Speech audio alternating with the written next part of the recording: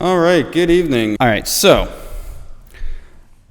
last week we talked about wind, water, and trees as a theme. We talked about manna from heaven and water from the rock. So tonight we're going to talk about the battle with the Amalekites, preparation at the mountain, and the 10 Commandments. So not a lot of topics, but at least one very big topic. Yeah, everyone knows the Amalekites, so that'll take up most of the time. Yeah, I figured. All right, so why don't I open up in prayer, and then we can jump right into some of the questions. Lord, we thank you for this night. We thank you for everyone who's able to make it out, and just pray we have a beneficial time together studying your word. And Lord, just pray you'd be with us during this. Help us to see whatever it is you would have us see in your word about you and our relationship to you. In your name, Jesus, I pray. Amen. All right, the opening question. What do you think of when you hear about a covenant? Cindy said a promise. An agreement, okay. What's that? Marriage. That would constitute a covenant, yes? Say that again? Yeah, like a contract. Yeah, these are all ideas definitely baked in. So, of course, we're going to be discussing that as we get to Israel at Mount Sinai. But we're going to start off with the battle with the Amalekites. This will be the least intensive. Like, we probably will spend less time on this than anything else in the lesson tonight. However, a few key things come up here that I think we should mention, and you'll probably recognize the story, even if it doesn't jump out at you just when you hear the title. Exodus 17, 8 through 16. Then came Amalek and fought with Israel in Rephidim. Moses said unto Joshua, "Choose us out men, and go out, fight with Amalek. Tomorrow I will stand on top of the hill with the rod of God in my hand." So Joshua did as Moses had said to him, and fought with Amalek, and Moses and Aaron and Hur went up to the top of the hill. And it came to pass, when Moses held up his hand, that Israel prevailed, and when he let down his hand, Amalek prevailed. But Moses' hands were heavy, and they took a stone and put it under him, and he sat thereon. And Aaron and Hur stayed up his hands, the one on the one side and the other on the other side, and his hands were steady until the going down of the sun. And Joshua discomfited Amalek and his people with the edge of the sword. And the Lord said unto Moses, "Write this for a memorial in a book, and rehearse it in the ears of Joshua. For I will utterly put out the remembrance of Amalek from under heaven." And Moses built an altar and called the name of it Jehovah Nissi. For he said, "Because the Lord has sworn that the Lord will have war with Amalek from generation to generation." So on your sheet there, some context for the Amalekites, as we were just saying. The Amalekites were from the grandson of Esau, and they were nomads near the Sinai Peninsula. Famously rebutted Israel's first attempt to enter the Promised Land, as we just read. Large enemy in the life of Gideon. There was another army in the another nation, but that was one of the big ones. Saul's failure. So because of this is an inciting incident that later God will command Saul to judge the nation for. That's where he's supposed to kill everything, but he brings back King Agag and a lot of the livestock, and then Samuel takes care of that situation in a violent fashion. And also Haman in the book of Esther is, we're told, is I think Esther actually used the phrase like Agagite for King Agag, that past king of the Amalekites. But yeah, so they were trouble all the way down. All right, verse 9, this is the first mention of Joshua. That's the first blank on your page there. First mention of Joshua. And it's kind of like Miriam from last week, where a name just gets dropped in the text, and suddenly Joshua is going to be a big, important character for, the rest of the Bible, but as it pertains to this book. Verse 10, Hur is lesser known. His name crops up in Exodus 31, 35, and 38, mostly because his grandson is filled with the Spirit for crafting the tabernacle. So he doesn't even really play like a big role. Oh, no, this guy, Hur, he's one of the other guys holding up Moses' hand in verse 10. Yeah, I know, but whose grandson is it? Oh, no, I'm sorry. Hur's grandson. Yeah, the grandson's not listed like in this text here, but yeah, later in the book, Hur's grandson is filled with the Spirit to help craft the tabernacle. So it just mentions I should have written down the grandson's name, but grandson, son of so and so, son of Hur. Like it's just in a little quick genealogy. So verse 11, there have been a lot of interpretations of how you're supposed to take the action happening here. So holding up the staff/hands. So it is a common stance of supplication to a deity in general, lifted hands. He's also holding the rod that the Lord had him use. So he's holding up the rod of the Lord's authority, and they are completely dependent on God who's leading them, not their own might. So however you want to conceive of that. And verse 12, the role of the community. We see Joshua as the conqueror, and the other two associated with worship of God for support. So it's still an odd story, a unique way that God gave them the victory in this situation, but it's all linked to trust and God's faithfulness and their trust in him. And even the people holding up his hands are closely linked with, or will closely be linked with, the worship in the tabernacle. All right, so that's our quick little Amalekites. Anything else we needed to say on that? Now we're going to get to chapter 19. I'll tell you what happens in chapter 18, just so we are aware. It's not huge in the story. So after this battle, Moses' father-in-law, Jethro, brings Moses' wife and sons to him. They didn't go with him into Egypt. Jethro acknowledges the Lord as the greatest among the gods because of what he did in Egypt.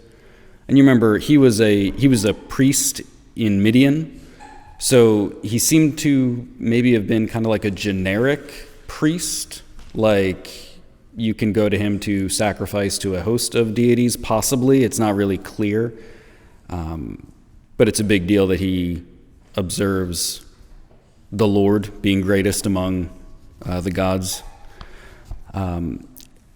Jethro sees Moses judging the people all day, and like in a good, proper context of a judge of Israel, he's sitting there or standing there, and just all day people are coming to him and he's settling their disputes.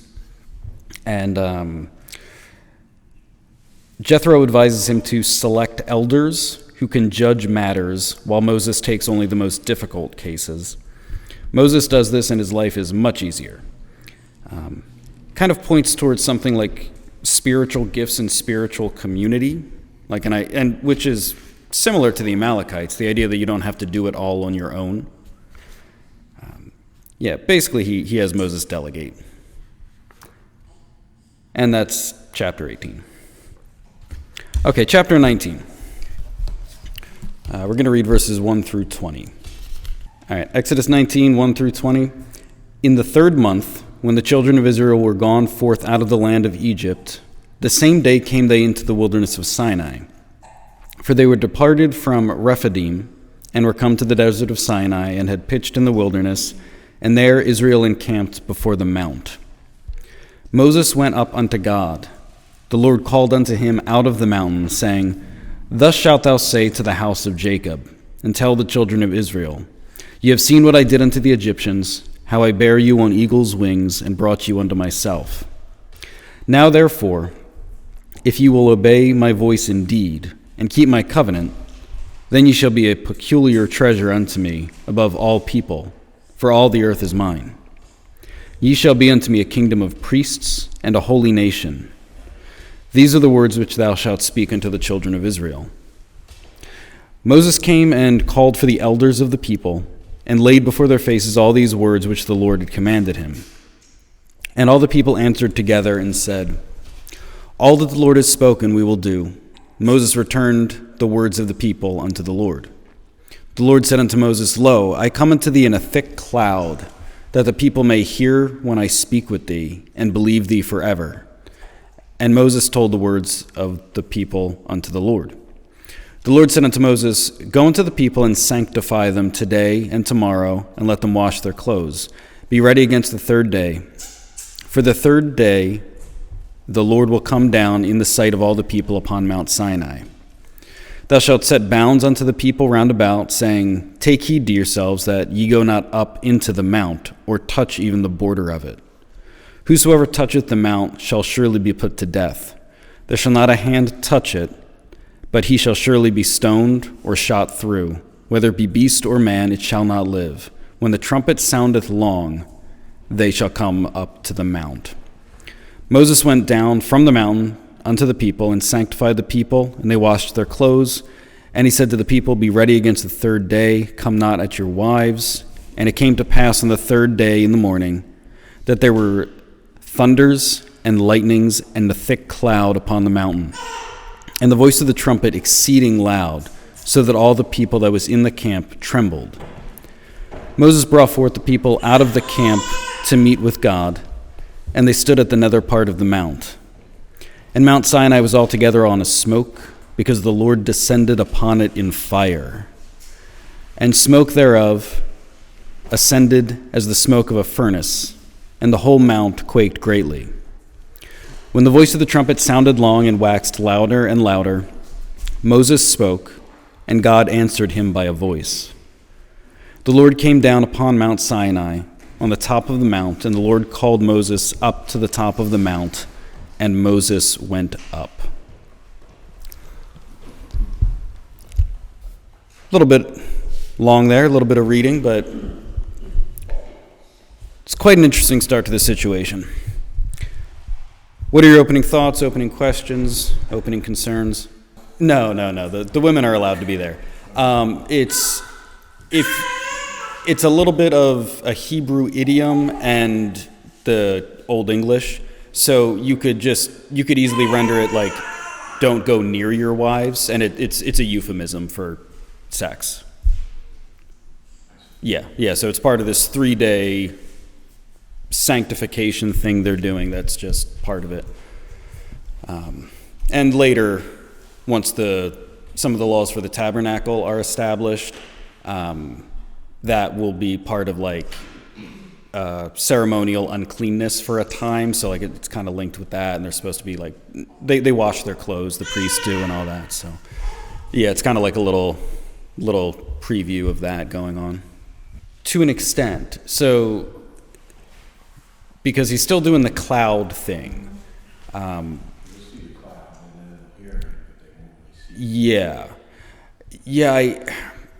I really like the visuals in this chapter. I've always found this very inspiring, may not be the right word.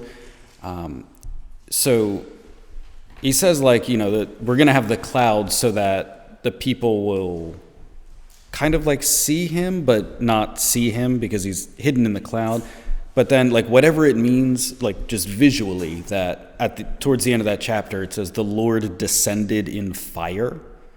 Like, so I don't know what they're seeing. Like, are you just seeing, like, I always kind of picture, like, a slow comet type thing, just, like, coming down. I don't even know exactly what to make of it. But yeah, so they're definitely supposed to see that he is there, even though there's the cloud, and they can definitely hear what's going on. Whereas, however, God was communicating with Moses before when he kept calling him back up the mountain was, I don't know, clearly not as big of a visual audio. Yeah, Moses does not cease to ever have a unique position. Yeah, he sort of ends up being this, like, intermediary, intercessor. If it had all gone perfectly, like we had talked about when Moses kept making excuses for why he didn't want to go to Egypt, and God finally sends Aaron, and you're like, oh, this entire, like, priesthood thing was kind of a concession. We discussed that. It's like, yeah, and if the people hadn't been so aggravated with Moses for their own reasons, like, I'm curious, like, there's no way to know, but, like, what could the intercessor role that he is playing out actually look like? Because later in the book, we're going to see him as an intercessor looking a lot like Christ, this kind of intermediary for the sins of the people type thing. But yeah, he's always unique because I think he's playing out specific functions for the rest of redemptive history. I have something that I wrote in my notes that I could not fit on your notes. A word on ancient Near Eastern covenants. That is what that acronym stands for, if that is not common in what you're doing.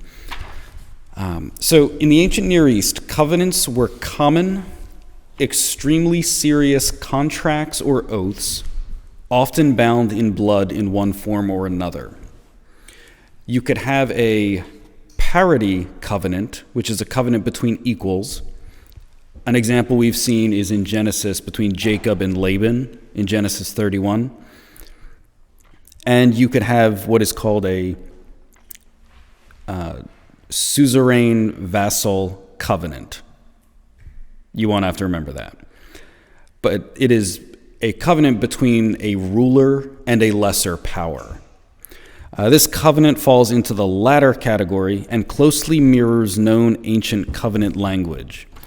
They usually have a preamble identifying the ruler, which, like Exodus, we haven't seen Exodus 20 verse 2, but where he says, I am the Lord your God. There's a historical prologue that recounts the ruler's past benevolence.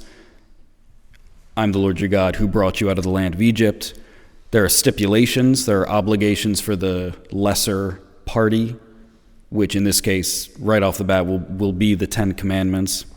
There are blessings and curses, consequences of obedience or disobedience.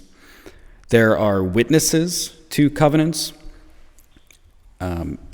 In the pagan world around them, they would often invoke a host of different deities, sometimes the natural elements, which Moses will actually do at a later point.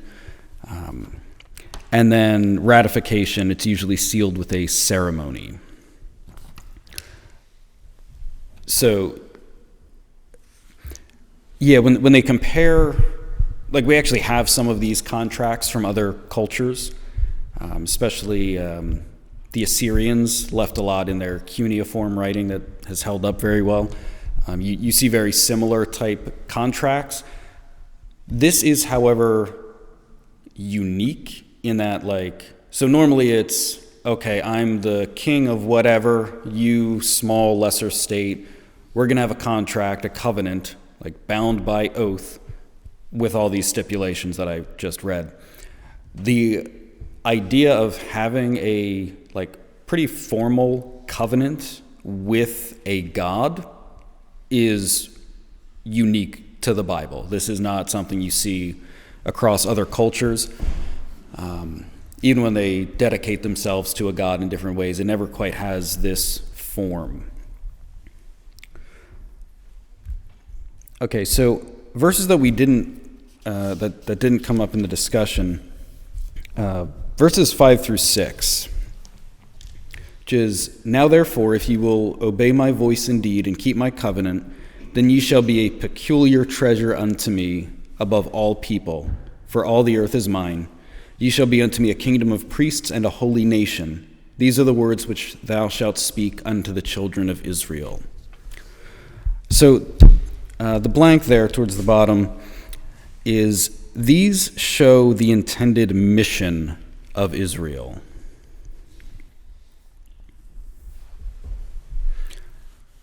Okay, so question to you, what does that mean? Or what do you think God wants of them in these verses? How would you explain that in different language? Yeah, the peculiar treasure. And we've seen that in a way, just from the start of God choosing Abraham's family, but this is just a very blunt, unique statement about God's relationship with the people. Yeah, you can definitely see traces of that in Revelation.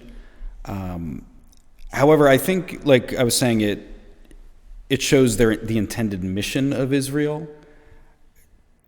A lot of what's going to follow, the laws seem odd to us, the sacrifice, all the stuff that seems odd to us. Yeah, there's supposed to be that light to the nations. There's you're a nation of priests, so they will not literally all be priests, but in the way that a priest relates the people to God and God to the people, there's supposed to be that light to the Gentiles, which is language that comes later. Yeah, their existence is supposed to be a witness to the God of the Bible. So yeah, well, there's definitely a future thing going on. I think it speaks more as much to what their current mission was supposed to be, and knowing that and watching their history play out in the Bible, you're going, wow, this is not working out. So continuing with this thought on the sheet, 1 Peter 2:9 and Revelation 1:6 use this terminology for the church, not because we have replaced the purposes of Israel, but because we, as the wild branches, are grafted into the olive tree through the Messiah. So Peter, talking to Christians, says the same thing about which one? Peter talks about being the peculiar treasure and the kingdom of priests. Revelation uses he's made us kings and priests unto our God. So he uses they both use that same language. There's a line of thought in Christian history where they say the church has replaced Israel, after Israel rejected the Messiah. So our church does not teach that. It's the idea that when Paul is talking about the wild, Paul talks about the olive branches, the olive trees. So the idea that Gentiles, the wild olive branches, are grafted in to the promises of Israel, not that the church is superseding or replacing what God is doing, because God is doing different things for them. You don't have to be Jewish. You do not have to be Jewish. Yeah. So, verse 19:8, "And all the people answered together and said, all that the Lord has spoken we will do." So I just have on your sheet there, whenever Israel says something like this, watch for something to go wrong. This is just a heads up. This is just how the text works. Verses 12 through 13, notice the holiness of the mountain. So at this stage, if anyone touches it, they're to be put to death in specific ways so that the people won't have to touch the person. So if they do it, you have to stone them, or it says they have them shot through, so arrows, presumably. So even in carrying out capital punishment, like, you don't touch that person. It's a very different situation. Verses 17 through 19. I'm just going to read them again because I like these verses a lot. Moses brought forth the people out of the camp to meet with God, and they stood at the nether part of the mountain. Mount Sinai was altogether on a smoke because the Lord descended upon it in fire. The smoke thereof ascended as the smoke of a furnace. The whole mount quaked greatly. When the voice of the trumpet sounded long and waxed louder and louder, Moses spoke, and God answered him by a voice. So I just wrote, these verses are an awesome display of the cosmic, terrifying, and transcendent nature of God. Those are the best words I could come up with for that. Why would they ever doubt Moses again? That is a great question. Yeah, why would they doubt Moses again? Yeah, they're human, and that seems to be their key flaw. Yeah, and on the back of the sheet, the people think of God as working through Moses, and now they see not just the Lord's acts, but see him, whatever that looks like, descending in fire to speak with them. The rest of the chapter has Moses going back down the mountain to ensure the people follow the guidelines about touching the mountain. Okay, so I think, yeah, we're decent on time.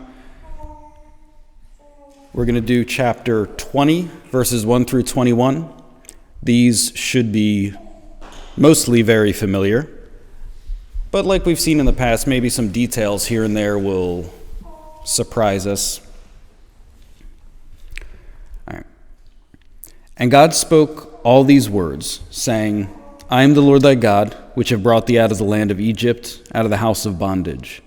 Thou shalt have no other gods before me.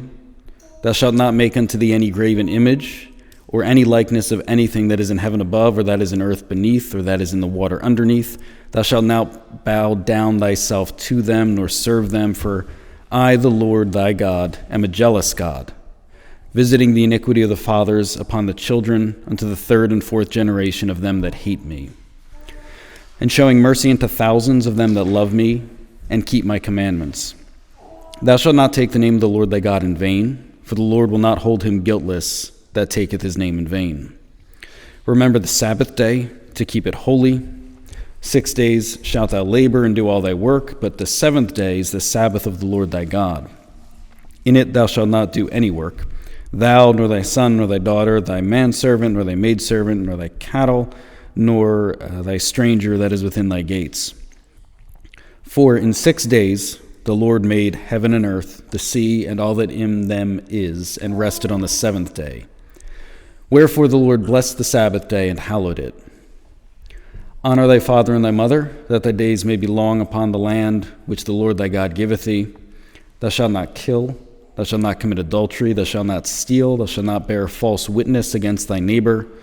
Thou shalt not covet thy neighbor's house, thou shalt not covet thy neighbor's wife, nor his manservant, nor his maidservant, nor his ox, nor his ass, nor anything that is in thy neighbor's house, that is thy neighbor's. And all the people saw the thunderings and the lightnings and the noise of the trumpet and the mountains smoking, and when the people saw it, they removed and stood afar off. They said unto Moses, Speak thou with us, and we will hear, but let not God speak with us, lest we die. Moses said unto the people, Fear not, for God is come to prove you, and that his fear may be before your faces, that ye sin not. And the people stood afar off. Moses drew near unto the thick darkness where God was. All right, thoughts? I assume we're familiar with at least a chunk of that. If you've been in a courthouse or something. Oh, the third and fourth generation stuff. Yeah. What exactly does that mean? So this gets elaborated in, I believe it's chapter 34, where God is basically explaining what he's like to Moses. And I think we can't, I'm going to say this carefully, we can't take it too literally, but we should take it seriously. Because God uses this idea that he will not have sin go unpunished, and that there are second, third order consequences of that. So he talks about visiting iniquity, the iniquity of the sons upon the iniquity of the fathers upon the sons to the third and fourth generation for them who hate me. And then he has mercy and grace for thousands of generations of those that love him. Yeah, right. Yeah, so, if you're in a much more charismatic setting, they'll talk about generational curses and how you need to break those so you can have a good spiritual walk. More people tend to, we've talked about before, how most of the time sin has, built-in consequences. Where they talk about, okay, if you have an abusive father, and then the son ends up being an abusive father, you kind of have this, perpetuating cycle where even just the way sin runs through a family can have that. So some people kind of take, a more naturalistic explanation like that. I think it's probably somewhere in between, that, sin has consequences, we model behavior. I think there can be a spiritual side to it, but then that it's funny. It's only Christians who really worry about this verse, which kind of makes it funny, because it's obviously, if you don't believe the Bible, you're not too concerned about this verse, but the promise on the other side is this grace and mercy and love for 1,000 generations to them that love me and keep my commandments. So yeah, it is a blessing and cursing, like a Romans, behold the goodness and severity of God type thing. But yeah, the scary stuff definitely sticks out for sure. I guess that was just the one thing I went on for a while about that. Yeah, any other thoughts with the commandments? Yeah, and I think that's kind of like what I was saying, when they say we'll do whatever you want, watch out. Yeah, they get the display of God's glory, power, however you want to put it. And he's not doing anything wrathful yet, but yeah, no, so it's funny, this whole time it's been who's this Moses guy? You're telling us God's leading us out of Egypt, but Moses, you didn't give us water. They're always blaming Moses, and then now Moses is the rock star, where they're okay, now he's our guy. You go speak to him. And this really kind of sets up, it sets up a lot. So much of the worship that I think ends up coming out of the wilderness scenario, it's this constant concession. It's God is desiring to be close to his people, and the people just keep putting him at arm's length by not trusting him, by not believing in him. And now you've sort of set up a new role almost of that's what prophets do. Not that other people haven't been prophetic in some sort, but now it's on a national level. They're saying, you talk to God, tell us what he says. We're not getting that close to this God. All right, briefly, tens in the Bible. I couldn't fit some of this stuff on your sheet. I have the tens in the Bible and notes, a note about the commands. The 10 is quick. So you may or may not be familiar. There's a concept that is referred to as the 10 words of creation. So if you read Genesis 1 and look for the phrase God said, he says 10 things throughout Genesis 1. And then, so you get 10 plagues in the book of Exodus, and then you get 10 commandments. So you have the 10 words of creation, that's 10 words that create order. 10 plagues, which are 10 actions that create chaos for Egypt and redemption for Israel. And then you get 10 commandments, which are 10 statements that form the basis of order for the covenant people. So the 10 doesn't continue throughout Scripture. Like there are other examples of 10s in the Bible. It's not as prominent as like a 7, but especially within the books of Moses, you have a few of these interesting things. But then a note about the commands.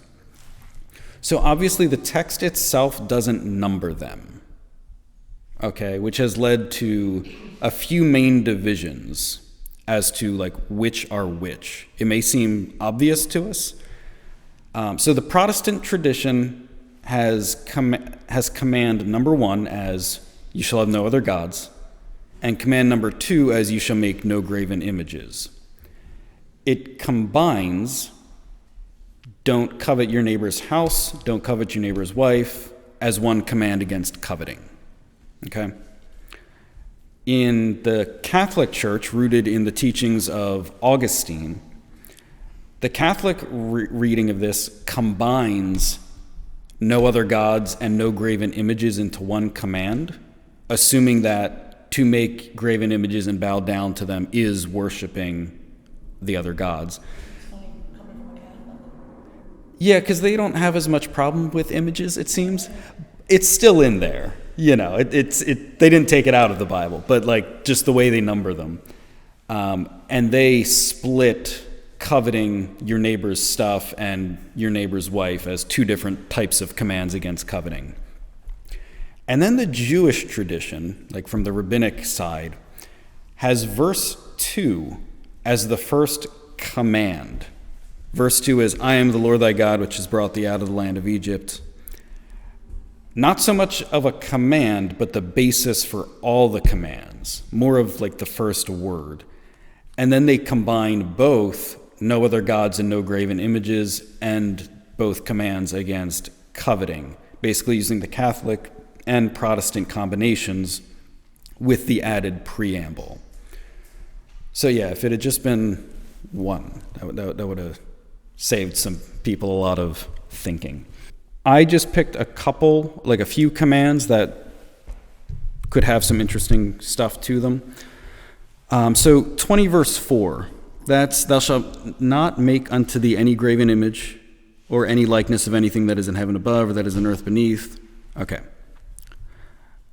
So the logic of this command, and we've discussed this to an extent before, idols are an image of the deity being worshipped.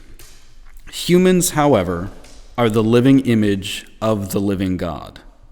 So beyond misrepresenting God with carved images, to have idols misunderstands man's relationship to the Creator. Verses 5 and 6, the thing we were talking about at the beginning, they're a glimpse into the character of God. That's the blank there. A glimpse into the character of God expounded later in later chapters, specifically chapter 34. Verse 7, the classic, thou shalt not take the Lord's name in vain. Take means more literally to take up or carry. This command really refers to attaching the Lord's name to something that the Lord is not in.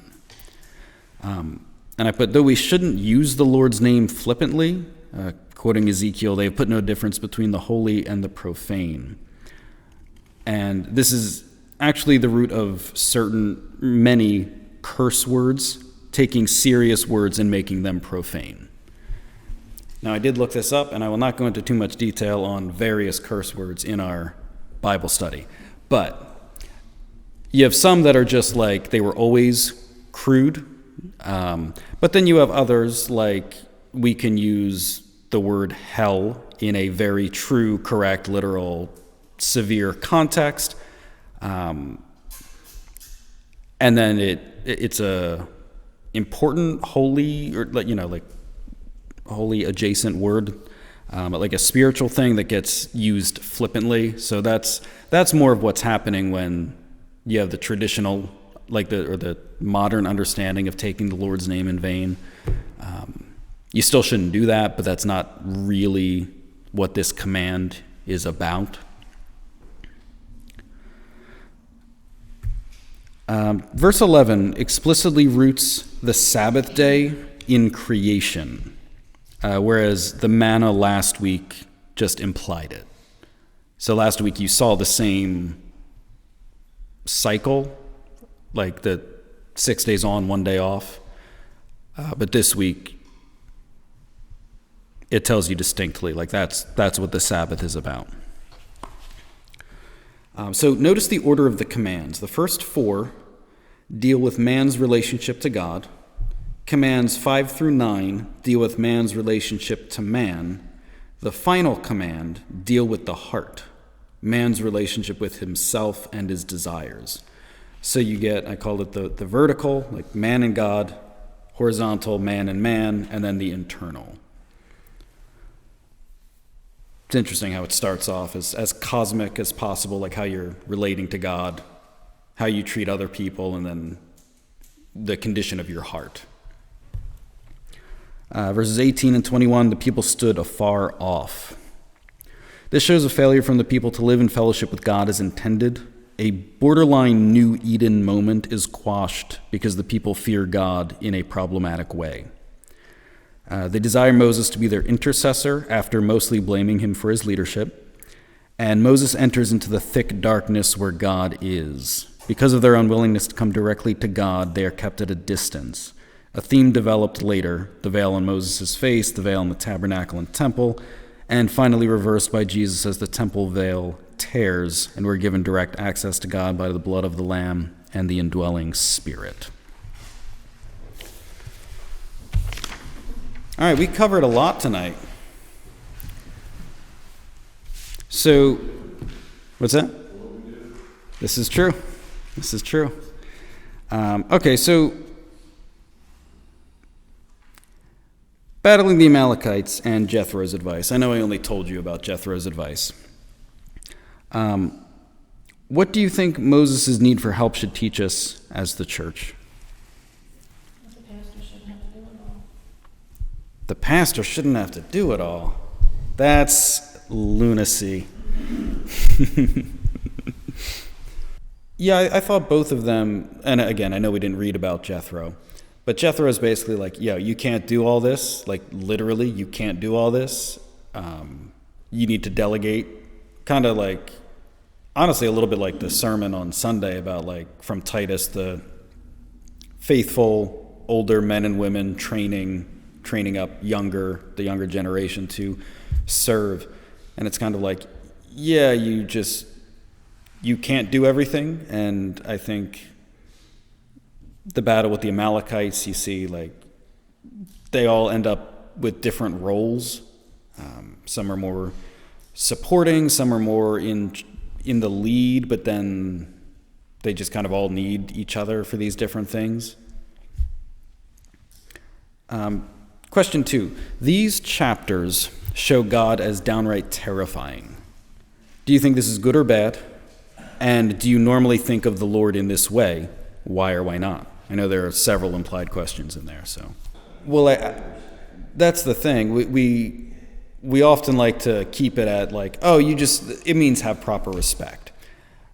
But then I think the standard definition of fear, like how you would use it in any other context in life, is a part of it. It probably shouldn't be the only reason you're a Christian, although plenty of people have at least gotten saved because they're scared of hell. But yeah, like there's a reason that all the prophets, like Isaiah is, woe unto me, I am undone. Like when they see that kind of reaction, when they actually come face to face with the Lord in a certain way. Yeah, because I've spent a lot of time with the passages in chapter 19 in particular over probably a decade. This thing has stood out to me, and I've put a lot of time like seeing that mountain scenario, just kind of like really thinking through like what does this look like, and I find it crazy. No, it was the guy who wrote "Come Thou Fount," or at least that's what I'm quoting. "Come Thou Fount, prone to wander, Lord, I feel it." Yeah. Okay, so for contemplation, I said Moses needed help. Who are your Aaron and Hur, those aiding you in spiritual things? And who is your Moses, those whom you are aiding in spiritual? Who's aiding you? Yeah, no, that made sense. Those whom you are aiding in spiritual things. Okay. Consider the terrifying holiness of God in these chapters. How should this factor into your relationship with God, if at all? Are there areas in your life where you stand afar off from the Lord because the prospect of true fellowship with the holy God is too scary in certain realms of your life? And the text for next week will be Exodus 21 through 24. Next week will be different. Yes. No, the text next week, if you're familiar, like after the 10 commandments, you get a whole bunch more commandments.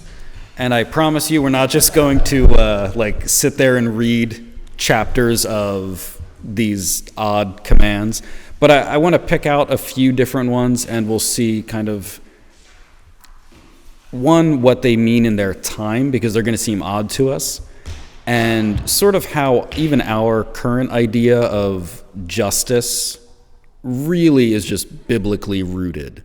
Even though we think these laws are strange and wild, and sometimes we get even offended by the laws. But yeah, so that'll be a bit of a different take, but I think that'll be a helpful way to look at some of the laws, not just like glossing over the whole thing, and kind of seeing how it applies in some sense today. I have some underlined that kind of spoke to me when I was reading this. The upcoming text? Oh, interesting. Yeah, I'd like to see what those are. All right, let's pray, and we can pray. Lord, thank you for this time in your word. We thank you for the different things we saw and heard tonight. I just pray you would help us to consider the truths that you have for us in these things, and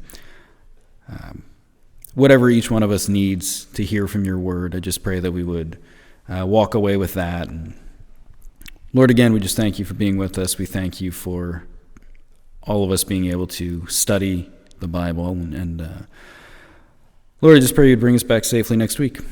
In your name, Jesus, I pray. Amen.